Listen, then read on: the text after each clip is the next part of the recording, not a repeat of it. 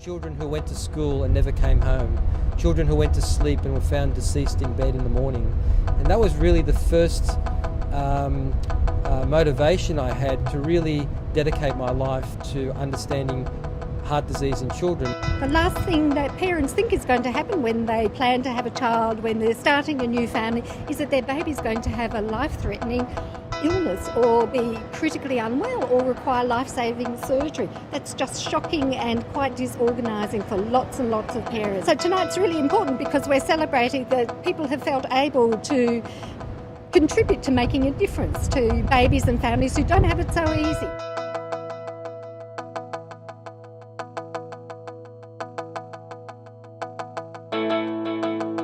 Welcome all our friends, clinicians, researchers, HeartKids board members and staff.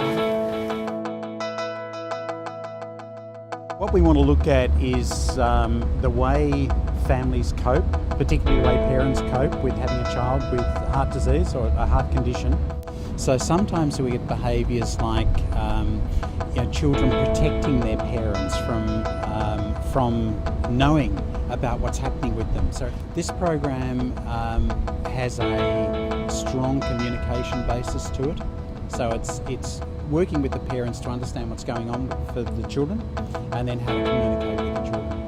The families are really important as a partner in the development of these sorts of interventions. Already we know that the rate of postnatal depression and anxiety in parents of an infant with complex heart disease is much higher than in the general Australian population. What we're incredibly interested in looking at are the psychological experiences of mothers and fathers from the time they first learn about their baby's diagnosis of heart disease and across the first year of their baby's life. What this grant has allowed us to do is extend that research to look also at the physical changes that can occur as a result of high levels of stress and trauma in families.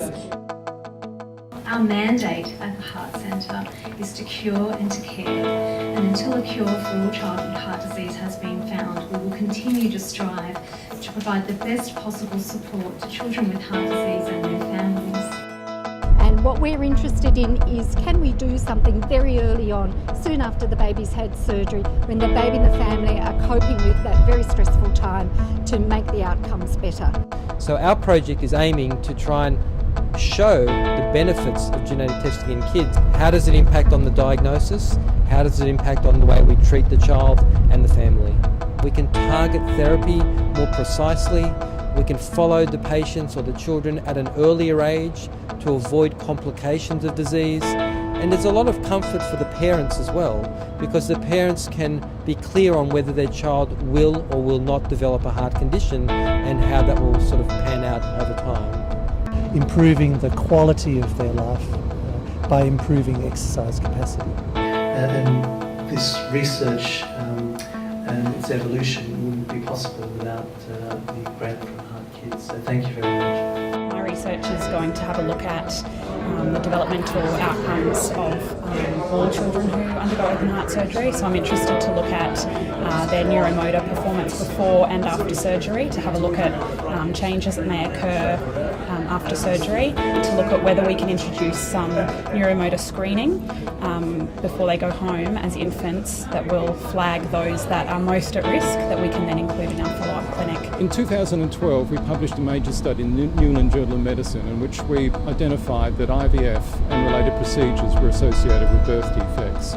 Now, amongst the birth defect classes that we detected was cardiac defects in the children.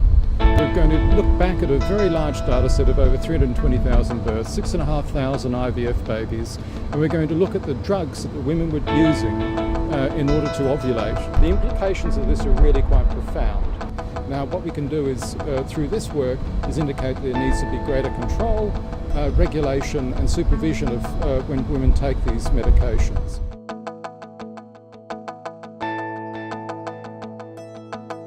Funding from the public is an incredibly important thing for scientists, because governments, whilst they do support science, that don't support it to the degree necessary to deliver the promise of these revolutions to human health.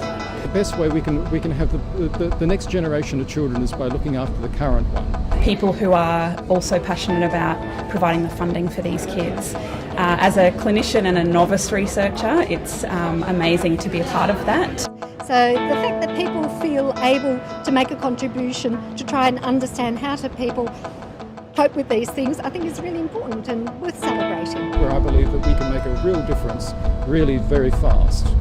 What an amazing field we work in, and community of researchers and clinicians that work together. We all come from disparate fields, we all work on very different research projects and have very different interests. But we genuinely care about what we're doing. We genuinely care about the families that we work with. It's wonderful that someone like HeartKids can support our research, because in the end we are united, both HeartKids and our research, with our primary goal to improve the health and care of children and their families with heart disease.